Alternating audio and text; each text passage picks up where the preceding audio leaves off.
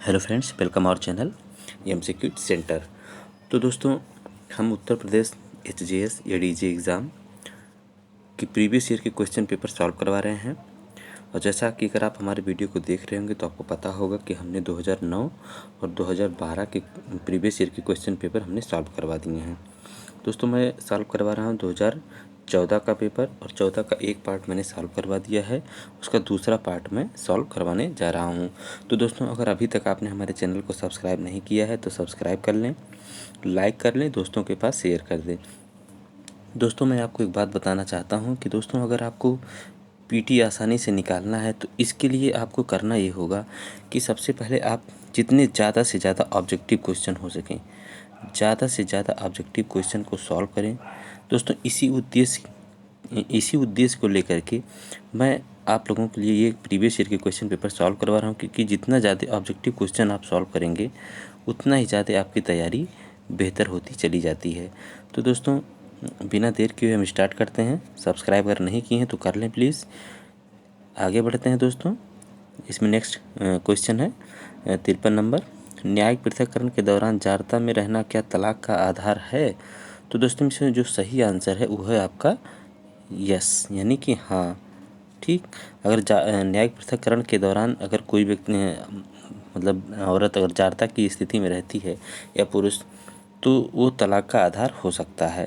तो इसमें दोस्तों ये जो प्रावधान किया गया है ये है हिंदू मैरिज एक्ट, जो है हिंदू मैरिज एक्ट की धारा जो है 10 में न्यायिक पृथक्करण की बात की गई है।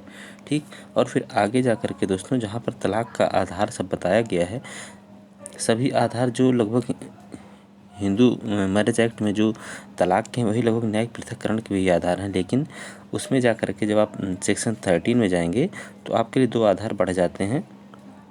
एक, न्यायिक पृथक्करण के दौरान अगर साल भर तक दोनों के बीच अगर सहवास नहीं हुआ पति पत्नी के बीच, तो वह भी एक तलाक का आधार बन जाता है। दूसरा है, अगर पारस्परिक सहमति से अगर जो विवाह विच्छेद हुआ है और उसमें भी अगर साल भर तक अगर दोनों के बीच अगर सहवास नहीं होता है, तब भी वह एक आधार बन जाता है तलाक के लिए। तो दोस्तों, आगे बढ़ते हैं अगले क्वेश्चन की तरफ। उत्तर प्रदेश नगर पालिका अधिनियम 1916 की धारा 160 के अंतर्गत भवन या भूमि के वार्षिक मूल्य पर कर निर्धारण के मामले की अपील पोषणीय होगी। तो इसमें दोस्तों आपका जो सही आंसर है वो है राज्य सरकार के समक्ष। किसके? राज्य सरकार के समक्ष। अगला प्रश्न दोस्तों, माता की मृत्यु के बाद अधर्मा संतान का संरक्षक कौन हो जाता है? तो दोस्तों, इसमें जो है हिंदू मैरिज एक्ट में जो है, इसमें क्या है कि हिंदू मैरिज एक्ट नहीं दोस्तों, ये जो हिंदू अप्राप्त वैधता एवं संरक्षकता अधिनियम 1956, या कहें कि जो Hindu maintenance and guardianship act जो है 1956 का, इसकी धारा जो 6 है, इसकी धारा 6 के खा में ये चीज़ बताया गया है कि अधर्म संतान है तो उसका संरक्षक कौन होगा। तो अगर माता है तो पहले माता उसकी संरक्षक, लेकिन माता की मृत्यु के बाद अधर्म संतान का संरक्षक कौन हो जाता है? तो यहाँ पर दोस्तों आंसर सही है आपका सी, यानी कि पिता हो जाता है माता की मृत्यु के बाद। जब तक माता जिंदा है वही उसकी संरक्षक होती है अधर्म संतान की। अगला है, निम्नलिखित शब्दों में शुद्ध शब्द है।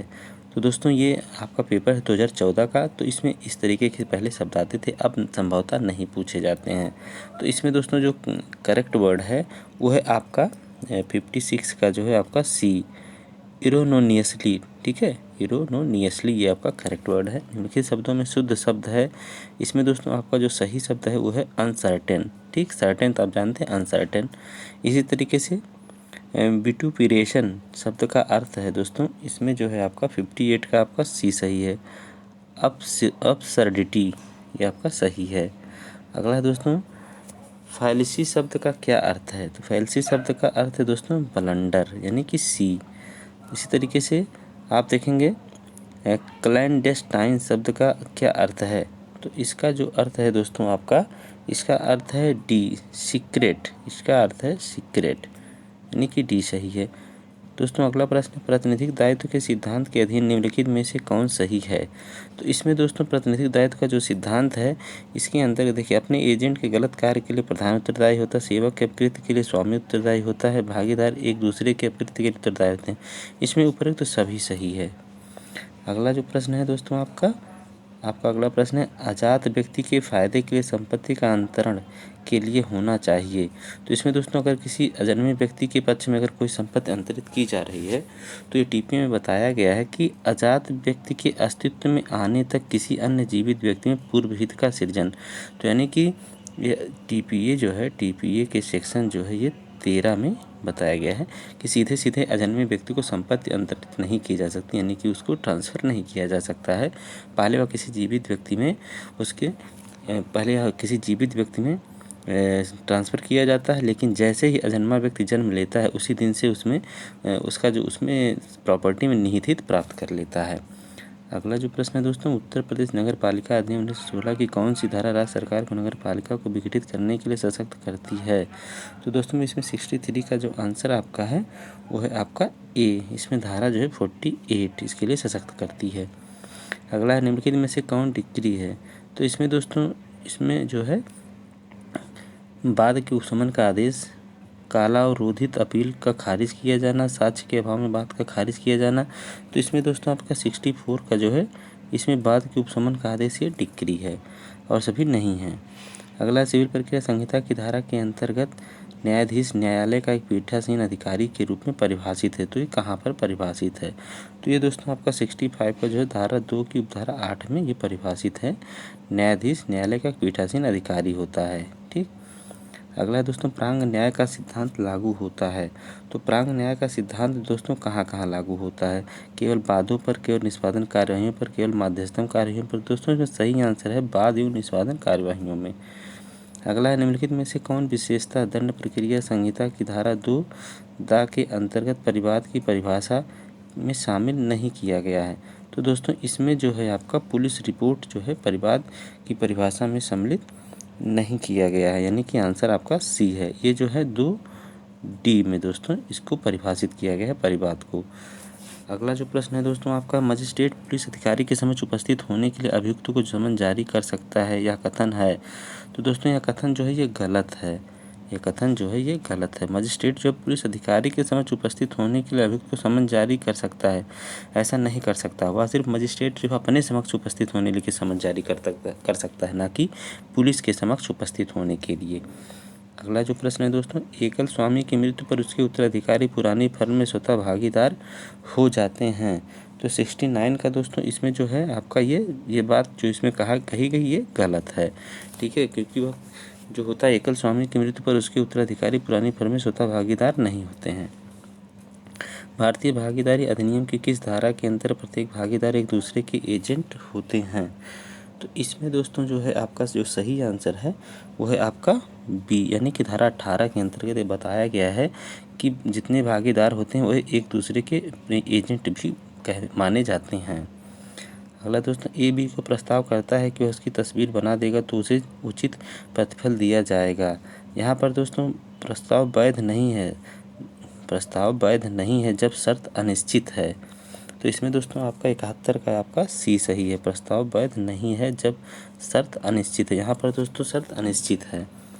अगला, जो भारतीय दंड संहिता की धारा 22 के अंदर चल संपत्ति की परिभाषा में शामिल नहीं है। तो इसमें दोस्तों विकल्प या भूमि से संलग्न वस्तुएं, भूमि से स्थायी रूप से जुड़ी हुई वस्तुएं। इसमें दोस्तों उपयुक्त तो सभी जो है ये चल संपत्ति में नहीं आती हैं, अचल संपत्ति में आती हैं। वहाँ पर निगेटिव डिफिनीशन दी गई है।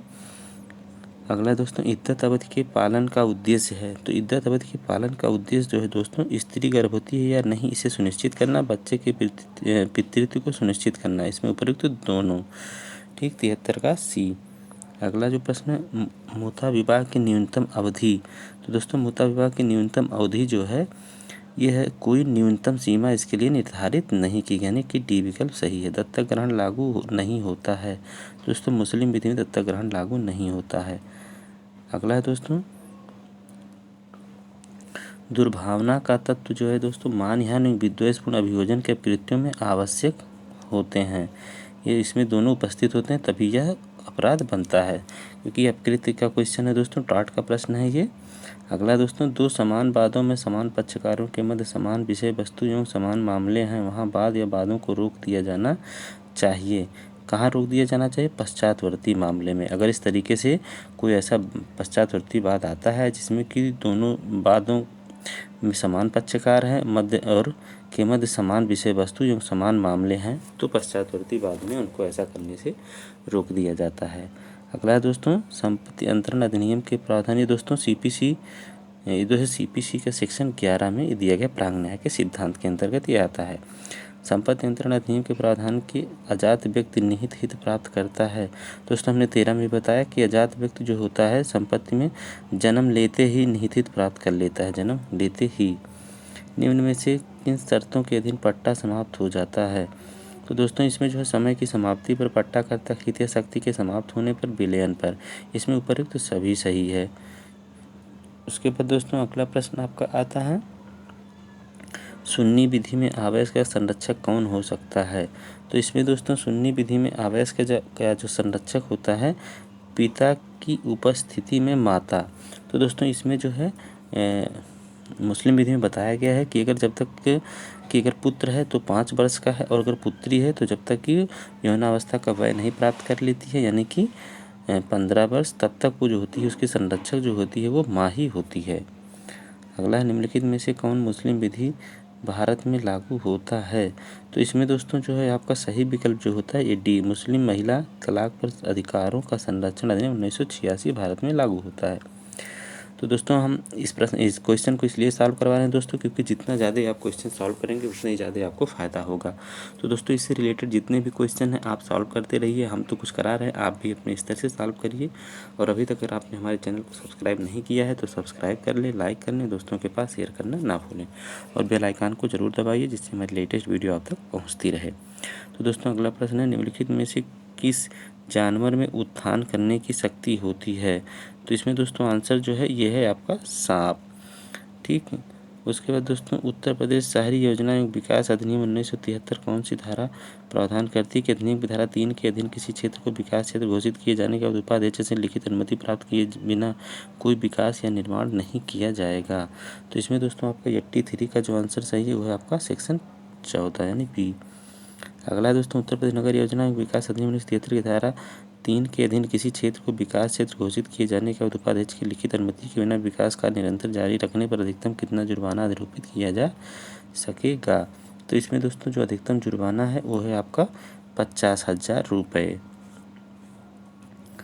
अगला है दोस्तों संविधान का कौन सा अनुच्छेद समान नागरिक संहिता का प्रावधान करता है? तो इसमें दोस्तों आपका यह है आर्टिकल 44। यह नीति निषेध तत्व के अंतर्गत दिया गया है। भाग 4 में संविधान का कौन सा अनुच्छेद अल्पसंख्यक संस्थाओं के हित का उपबंध करता है? तो दोस्तों यह सेक्शन 30 ये मूल अधिकार में दिया गया है दोस्तों भाग 3 में। अगला है दोस्तों निर्भया कांड से कौन सा मामला जाना जाता है? तो ये दोस्तों दिल्ली गैंग रेप के नाम से ये जाना जाता था, इसी को निर्भया कांड के नाम से ये प्रसिद्ध हुआ।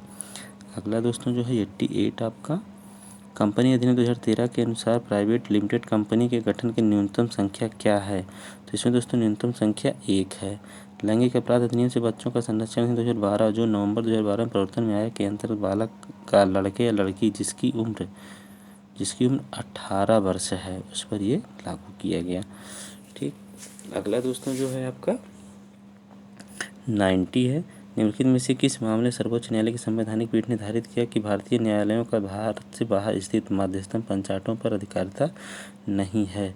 तो इसमें दोस्तों जो आपका सही आंसर है वो है आपका सी, स्टैंडर्ड चार्टर्ड बैंक बनाम HSBC। अगला प्रश्न दोस्तों संविदा में शर्तें हो सकती हैं? तो इसमें दोस्तों शर्तें जो होती हैं अभिव्यक्त या विवेचित हो सकती हैं। उसके बाद दोस्तों आपका है निम्न मामलों में से किस मामले में उच्चतम न्यायालय ने निर्धारित किया कि सोने का अधिकार मौलिक अधिकार है? तो इसमें दोस्तों ये है रामलीला मैदान वाले केस में जिसमें बाबा रामदेव वहाँ पर धरना दे रहे थे और उस समय UPA की सरकार थी और हाथ में लाठीचार्ज किया गया था। अगला दोस्तों कौन सा मूल अधिकार 97वां संविधान संशोधन अधिनियम 2011 द्वारा संशोधित किया गया था जिससे 12 जनवरी 2012 को राष्ट्रपति की स्वीकृति मिली?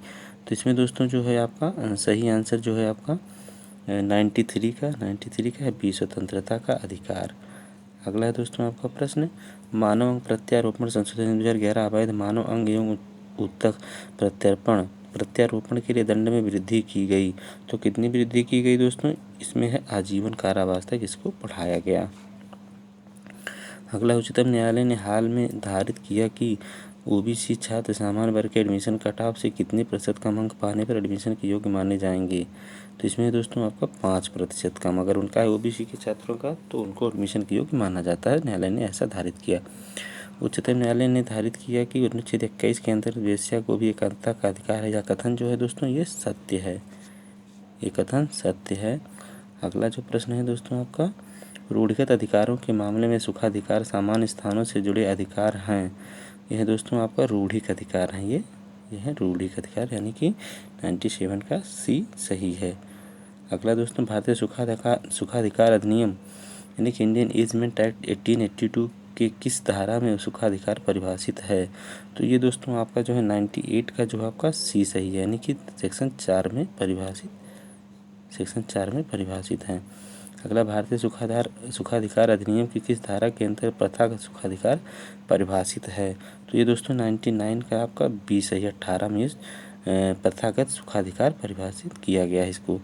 भारतीय साक्ष्य अधिनियम की किस धारा के अंतर्गत विशेषज्ञ राय सुसंगत होती है। तो धारा आपका 45 है, यानी डी सही है। तो दोस्तों उम्मीद है आपको वीडियो पसंद आ रहा होगा। तो दोस्तों अगर अभी तक आपने हमारे चैनल को सब्सक्राइब नहीं किया है तो सब्सक्राइब कर लें, और जो भी अगर आपको प्रॉब्लम हो तो कमेंट करके आप कमेंट बॉक्स में पूछ सकते हैं। और दोस्तों आप हमसे जुड़ने के लिए टेलीग्राम चैनल से भी जुड़ सकते हैं। वहाँ पर भी MCQ सेंटर नाम से टेलीग्राम चैनल बना हुआ है। वहाँ पर हम जो भी PDF हो सकेगा उसको हम आपको उपलब्ध करवाते रहेंगे। तो दोस्तों आज के लिए इतना ही। नमस्कार, धन्यवाद।